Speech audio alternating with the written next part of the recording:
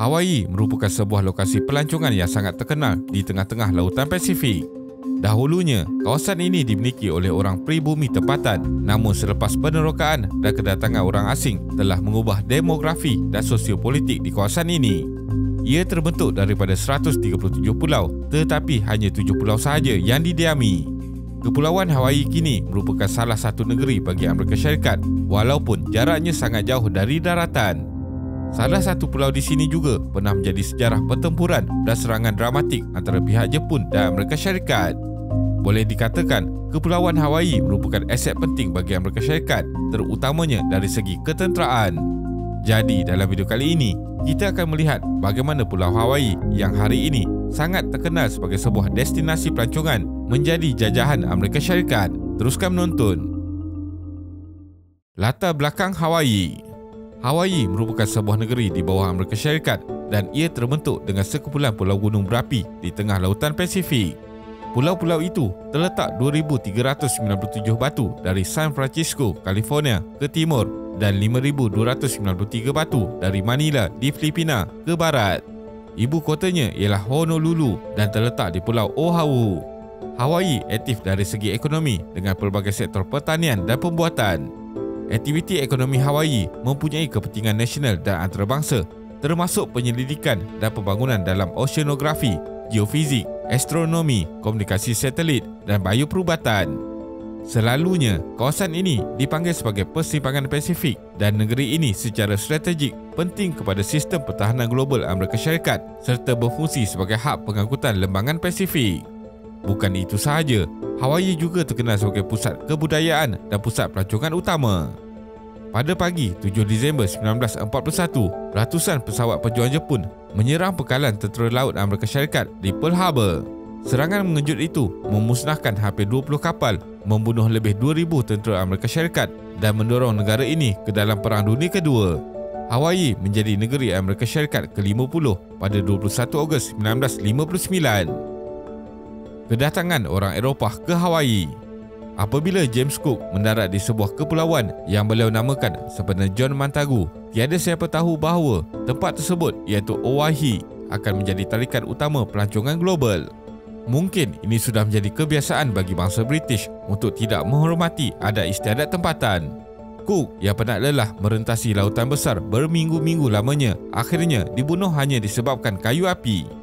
Ia berlaku apabila dia telah menggunakan kayu api daripada bahan-bahan berhala kepercayaan tempatan dan disebabkan oleh itu, dia dibunuh. Bukan hanya melanggar adab, Cook juga menangkap Raja Kalaniʻopuʻu untuk dibuat tebusan kerana seorang ketua suku telah mengambil kapalnya. Sangkaan Cook meleset apabila anggota-anggota Kalaniʻopuʻu melancarkan misi menyelamatkan raja mereka dan akhirnya Kalaniʻopuʻu dibebaskan manakala Cook pula dibunuh.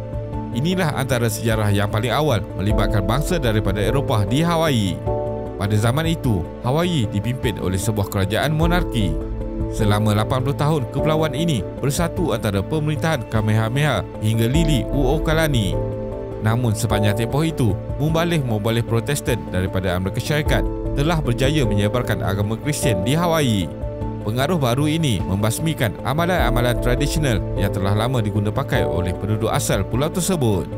Pada tahun 1840, ajaran Kristian menguasai politik Hawaii selepas Kamehameha ketiga meratifikasikannya dengan perlembagaan baru. Hiram Bingham yang berasal daripada Vermont telah dijadikan penasihat diraja daripada latar belakang mubalik. Keturunan para mubalik juga bergiat secara aktif dalam politik tempatan dan perlahan-lahan meluaskan pengaruh Amerika Syarikat di kepulauan tersebut. Kamehameha V mangkat tanpa anak atau penamaan waris dan disebabkan oleh itu, pemilihan perlu dibuat antara Lunalilo dan Kalakaua namun dibenangi oleh Lunalilo. Tetapi raja ini pula mangkat dalam tempoh setahun dan malangnya tidak menamakan seorang pewaris bagi mewarisinya. Pada tahun 1874, Kalakaua bertanding dalam satu lagi pemilihan yang ditetangi oleh Emma, ratu kepada Kamehameha keempat. Namun begitu, berlaku rusuhan akibat daripada pemilihan ini yang seterusnya mengundang campur tangan pihak ketenteraan daripada Amerika Syarikat dan British dengan alasan untuk mengekalkan keamanan. Seterusnya, Kalakaua dilantik sebagai raja yang berikutnya dan beliau jugalah yang menjadi raja terakhir di bumi Hawaii menurut sejarah. beliau membenarkan hak eksklusif bagi Pearl Harbor kepada Amerika Syarikat dan beliau juga dipaksa menandatangani persetujuan bagi perlembagaan baru yang mencairkan kekuasaannya. Jika enggan, Kalakaua terpaksa turun daripada takhta dan disebabkan cara perlembagaan ini diratifikasikanlah ia dinamakan Perlembagaan Bayonet.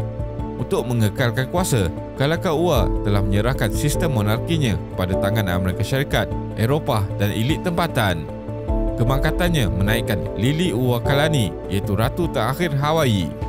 Beliau merancang perlembagaan baru untuk memutlakkan kembali kuasanya. Tetapi pada 14 Januari 1893, ketua-ketua perdagangan Eropah telah menubuhkan Suruhanjaya Keselamatan untuk melancarkan rampasan kuasa terhadap Liliuokalani dan Hawaii kemudian akan dijadikan wilayah Amerika Syarikat. Ketika rampasan kuasa dilaksanakan, tentera Liliuokalani tidak berlawan dan situasi ini nampaknya tidak sama sekali seperti mana yang digambarkan oleh pihak Amerika Syarikat. Monarki Liliuokalani tidak dapat dipertahankan. Penumbuhan penguasaan Amerika Syarikat. Penggulingan Liliuokalani dipermudahkan kerana wujudnya kerajaan sementara. Sanford Dole telah dijadikan Presiden Republik dan perlu menghalang kembalinya Liliuokalani ke kepulauan tersebut.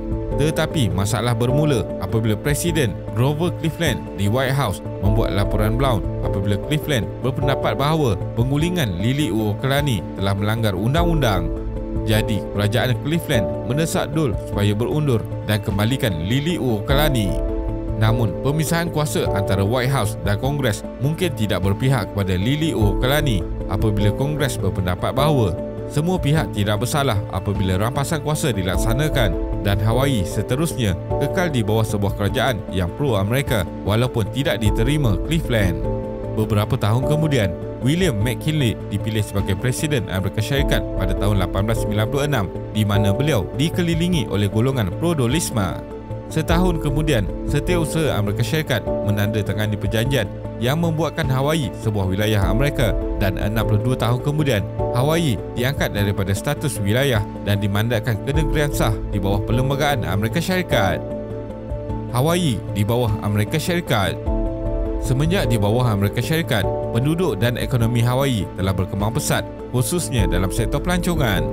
Pelaburan luar, terutamanya dari tanah besar Amerika Syarikat dan Jepun, bersama-sama dengan peningkatan nilai hartanah menjadikan pulau itu sangat berjaya. Sebahagian besar tanah yang diduduki oleh orang asli Hawaii telah dibersihkan untuk pembangunan baru dan taman negeri. Bermula pada 1980-an, gerakan kedaulatan muncul di pulau-pulau di mana orang asli Hawaii menuntut pemilihan undang-undang kedaulatan atau ganti rugi untuk pengambil alihan kerajaan mereka oleh Amerika Syarikat. Sesetengah kumpulan telah mendesak untuk Hawaii menjadi negaranya sendiri, sementara yang lain menyokong pengiktirafan persekutuan terhadap orang asli Hawaii yang setara dengan orang asli Amerika. Pada tahun 1993, Presiden Amerika Syarikat Bill Clinton telah memohon maaf atas peranan Amerika Syarikat dalam penggulingan sistem monarki Hawaii. Selepas beberapa dekad pertumbuhan, pulau-pulau itu mengalami kemelesetan yang berlarutan pada awal 1990-an. Walau bagaimanapun, menjelang akhir dekad itu, ekonomi telah kembali pulih dan banyak pembangunan berlaku di Maui dan bahagian Kona di Pulau Hawaii. Pelancongan kekal sebagai industri dominan pada awal abad ke-21. Selain itu, Balai Cerak Mauna Kea juga telah membantu Hawaii menjadi pusat astronomi utama dunia. Walaupun terdapat tarikan Hawaii untuk pelancong, warga asing dan penyelidik, orang asli Hawaii terus menuntut hak tanah, lebih autonomi dalam hal ehwal dalaman mereka dan hak untuk tadbir urus sendiri.